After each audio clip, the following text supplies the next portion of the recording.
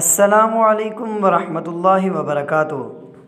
ناظرین، یہ وہ مقدس غار ہے جہاں مدنی تاجدار صلی اللہ علیہ وسلم اپنے رفیق خاص حضرت سیدنا صدیق اکبر رضی اللہ تعالی عنہ کے ساتھ بوقت ہجرت 3 رات قیام پذیر رہے۔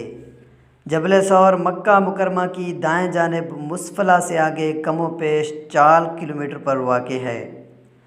جبل ثور پر 4 غار ہیں، جن میں سے تیسرا غار ثور ہے، 2 نیچے اور 1 اس سے اوپر۔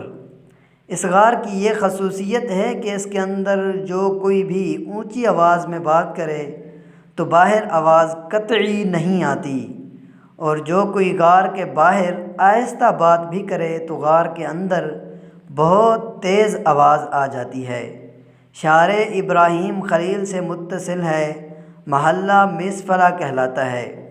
یہ انتہائی قدیم نام ہے اور حضرت سیدہ ہاجرہ علیہ السلام نے یہ نام رکھا تھا۔ یہاں کدی کے پہاڑ ہیں۔ کدی کے پہاڑوں کا معراج شریف کے واقعہ میں ذکر ہے۔ جبل ثور مکۃ المکرمہ کے بلند پہاڑوں میں سے شمار کیا جاتا ہے، کیونکہ دور سے یہ پہاڑ کسی بیل کے کوہان کی طرح لگتا ہے، اس لیے عربی میں اسے ثور کہتے ہیں۔ ناظرین، یہی تھی آج کی ہماری چھوٹی سی ویڈیو۔